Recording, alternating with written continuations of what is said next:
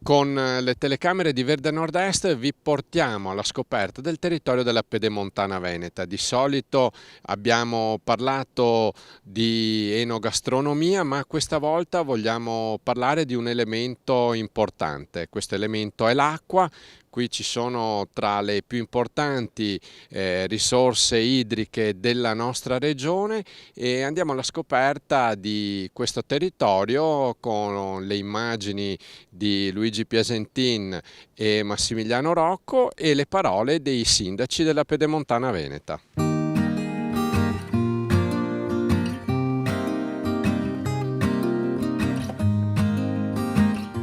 Sono Enrico De Peron, sindaco del comune di Villaverla in provincia di Vicenza.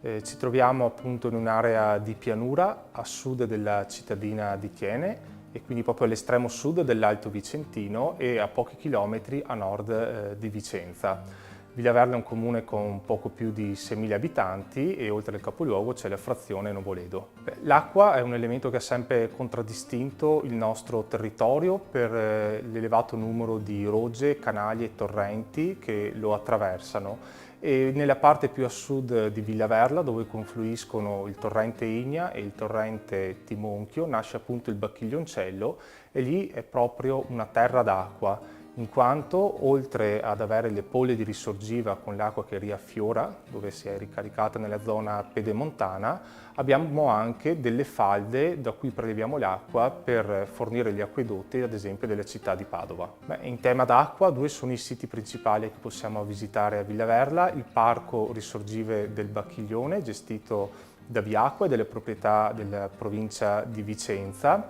e il centro idrico di Novoledo, che invece è dove appunto viene pescata l'acqua per gli acquedotti di Padova.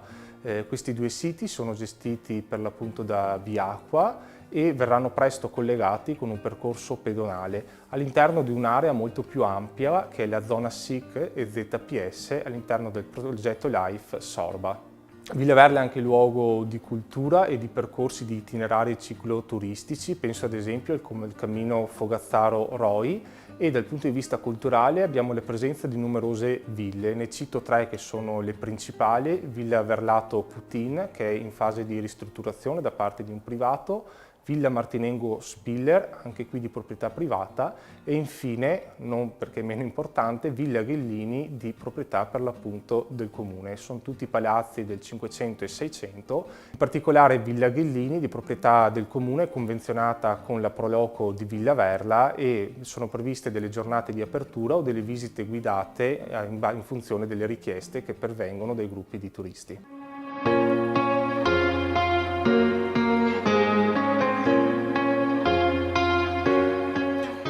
Sono Piera Campana, sindaco del comune di Breganze, un comune che si trova al centro della Pedemontana Vicentina, a nord di Vicenza, a ovest di Bassano, di fatto equidistante dai centri più grandi, Vicenza, Bassano e Schio, esattamente a 20 km da ciascuna di queste cittadine. Siamo inseriti nel territorio dell'Alto Vicentino e contiamo attualmente all'incirca 8.600 abitanti. Tutto l'Alto Vicentino è un territorio ricchissimo di acqua, di risorgive, con un equilibrio molto delicato e una ricchezza notevole da questo punto di vista. Anche Breganze è attraversata da due torrenti, il nostro Chiavone Bianco e il Chiavone Nero, che creano fra l'altro due vallate bellissime che caratterizzano il territorio. Poco distante da noi scorre l'Astico, che segna il confine tra il comune di Breganze e il comune di Sarcedo, quindi il rapporto con l'acqua nel corso dei secoli è sempre stato importante, sia per la manifattura che per le coltivazioni, perché Breganze si divide in maniera molto equilibrata tra un territorio fatto di manifattura, di meccanica, di tessile, ma anche di colline vitate, quindi con una forte vocazione vitivinicola. Non a caso siamo la DOC Breganze, territorio centrale di una DOC che arriva fino a Bassano ad ovest e ai comuni limitrofi verso Thiene, ricca di vigneti che donano una bellezza particolarissima al paesaggio, con il prodotto che è il nostro fiore all'occhiello, il torcolato, e l'uva vespaiola, che è un'uva autoctona da cui nascono i nostri migliori vini, le bollicine, ma non solo. Breganza è facilissimamente raggiungibile. Abbiamo l'uscita della Pedemontana, siamo veramente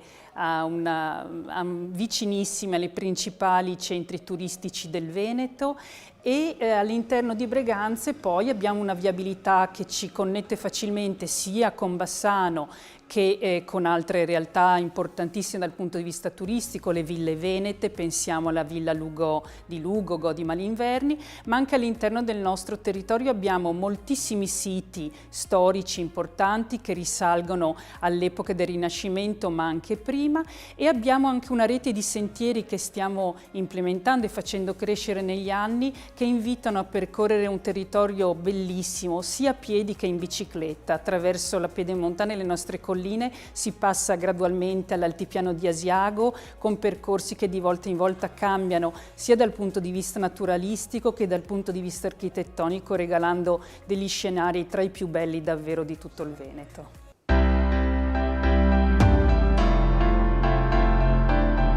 Carlo Bettanin, sindaco di Valli del Pasubio. Valli del Pasubio è un comune montano, sito nell'Alta Valleura, a confine con la provincia autonoma di Trento. Abbiamo quindi in condivisione con la provincia di Trento tutto il massiccio del Pasubio, la parte del Sengio Alto e quindi tutta la testata della Valleura che confina appunto con la provincia. Valli è caratterizzato da moltissime, come dice già anche il nome, moltissime valli, quindi valli che portano una grandissima ricchezza per questo territorio, che è l'acqua. Acqua in tutti i sensi, acqua di torrenti, acqua negli acquedotti e acqua di altissima qualità, poi che viene imbottigliata appunto nelle varie aziende, nelle varie ditte che ci sono nel territorio per l'imbottigliamento di acque minerali appunto dicevo di primissima qualità. C'è un percorso a Valli che dal centro del paese porta verso la frazione di Sant'Antonio. C'è un percorso dove viene ad essere toccato tutto il mondo dell'acqua, quindi una parte che ha a che fare con l'ambiente, una parte che ha a che fare con l'attività produttiva, perché l'acqua era anche una risorsa per riuscire a dare energia ai vari magli, alle varie segherie, ai mulini, agli opifici che c'erano una volta e ci sono ancora in questo territorio. Poi in un secondo momento l'acqua serviva anche per produrre energia idroelettrica, quindi energia pura, e abbiamo quindi in questo territorio fra le prime centrali idroelettriche che sono state costruite almeno qui nel Veneto. L'acqua, appunto, la via dell'acqua, questo percorso che si chiama la via dell'acqua, tocca questi argomenti, tocca appunto la natura, tocca l'aspetto produttivo, tocca l'aspetto anche alimentare, perché appunto passa vicino a una fonte di acqua minerale molto importante, una fonte e anche uno stabilimento di imbottigliamento di acqua minerale, e questo stabilimento può anche essere visto dall'esterno perché ha una parete finestrata dove si vede tutta la produzione di come avviene l'imbottigliamento. Poi questo percorso trova appunto la sua fine, il suo termine nell'abitato di Sant'Antonio, dove anche lì c'è un'antica centrale idroelettrica che è ancora in funzione, e quindi si può vedere, perché anche lì è con finestre e con portoni a vista, si vede tutta quanta l'attrezzatura e tutti i macchinari che ci sono oggi per produrre energia idroelettrica. Quindi tutto lo scibile dell'acqua che parte dalla montagna e va giù verso la valle. Acqua che comunque è sempre più preziosa, ma purtroppo è anche sempre meno abbondante, dobbiamo dire anche questo, in quanto le precipitazioni sono sempre più scarse, la neve è sempre più scarsa e quindi anche questo ne risente tantissimo l'approvvigionamento dell'acqua. Speriamo e abbiamo in mente anche di riuscire a fare dei bacini di trattenimento di quest'acqua e speriamo appunto di poterlo risolvere in qualche maniera, se non risolvere almeno attutire i guai, i danni che ne derivano, e cercando appunto di mantenere il più possibile l'acqua nel territorio montano, e questo sicuramente va a beneficio anche della pianura e dei territori più a valle.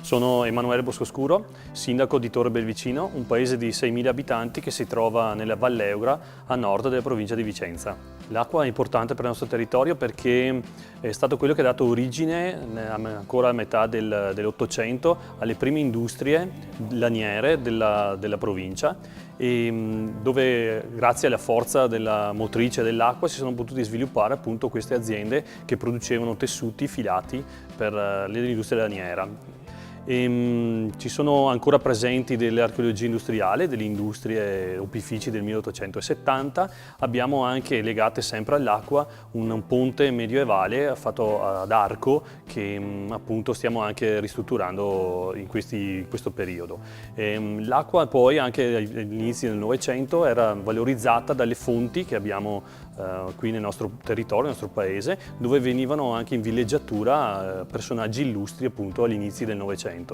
Attualmente in quel sito c'è la produzione di acqua da imbottigliamento, acqua di sorgente, una delle particolarità che anche questa caratterizza il nostro territorio. Vi invito a visitare il comune di Torre Belvicino perché abbiamo numerosi sentieri che si sviluppano nei nostri monti del circondario, in mezzo alla natura, da dove si può anche osservare un panorama meraviglioso della pianura sottostante e anche dei monti, delle colline, delle piccole Dolomiti.